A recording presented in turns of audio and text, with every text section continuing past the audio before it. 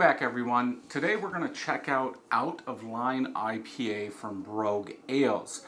West Coast India Pale Ale, 6.9% ABV. Jessica did pick this up at Megabev, so I'm not sure about the price on it. From what it shows, it's 66 IBUs.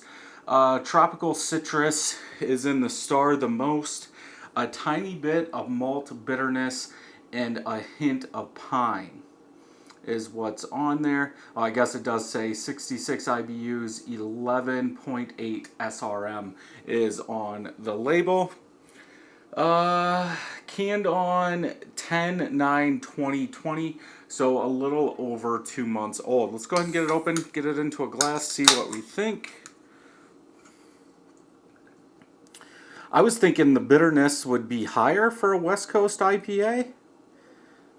You know, usually West Coast, I mean, the color to me looks good for a West Coast. Usually it's a bigger malt bomb, maybe pine and bitterness for that West Coast. East Coast is usually the tropical, but there's nothing saying that East Coast has to be tropical and West Coast has to be pine bitterness, anything like that. But yeah, I'm not going to read the top yet, but yeah, tropical and citrus with low amount of malt is what we should get.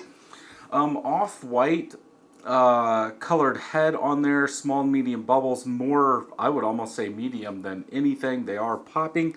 About a half a finger of head. Bubbles are spread apart like bubble wrap. Color, orange, somewhat hazy, slight haze in there. I can make out the light box. Good bubble level coming up. Looks like a malty beer. Somebody said, here's an IPA, and I looked at this, I would say, okay, this is going to have a good malt presence in it. But, I mean, per their thing, it shouldn't. But let's go ahead and smell.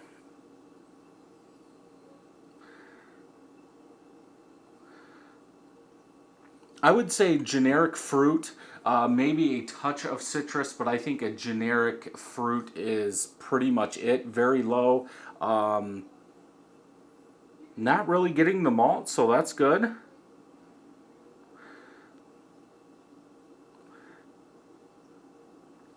I am getting malt.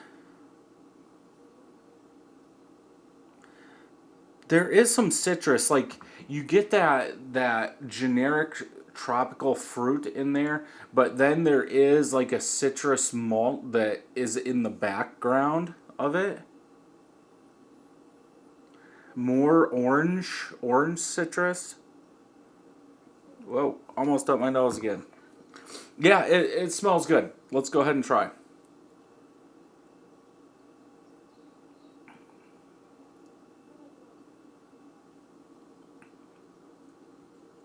Thicker side IPA, almost medium bodied. Almost tastes like a double IPA. You do get that sweet, light malt syrup taste up front. I do get some bitterness, citrus in the back.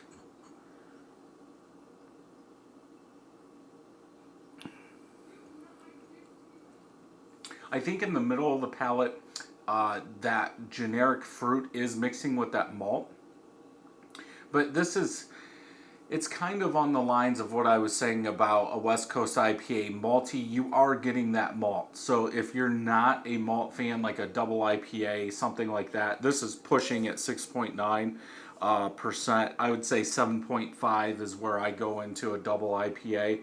But it has that backbone of that sweet, syrupy malt in there, which I could see West Coast IPA.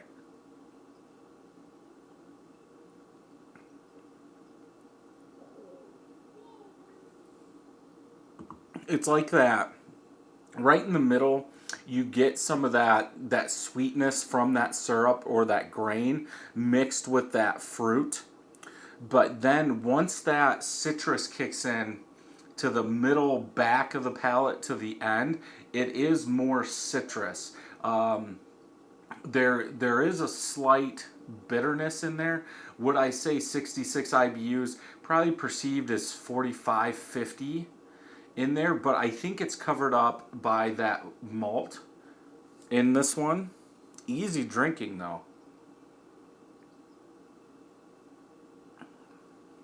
Probably, probably by the malt and the taste that I'm getting, I would think this is around a 7.58% ABV because of that sweet malt and that bitterness.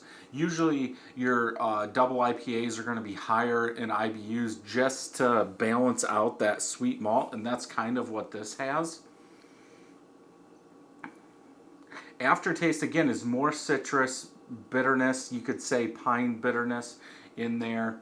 Uh, I would say a generic citrus in the aftertaste, not the orange that I was getting out of the smell.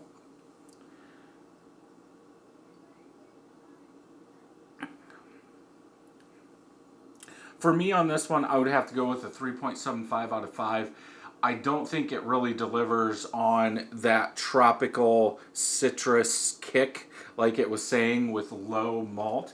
I think it has more malt than anything in this, plus the bitterness being pretty much, we'll say, 2 stars on this. I would think that malt and that bitterness is bigger, maybe 3.5, 4 stars, where the tropical and citrus are the 2 stars. Pine, I could see at 1. You're going to introduce some pine, some bitterness by putting hops in the beer, so you're not going to be able to get away with that. So I can see why they put it as a 1 star if that's what you wanted to go by.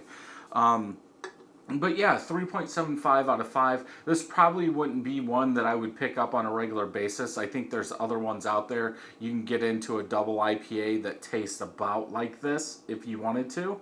But it's not a bad beer. Let's go ahead and check on tap, see what other people are saying. 8 of my friends have had it, average 3.66. 24,000 people have checked it in, 3.69. So I'm a tiny bit higher. Let's see if anybody has said anything. I can't read that one. Looks like they also make this in bottles, or they did.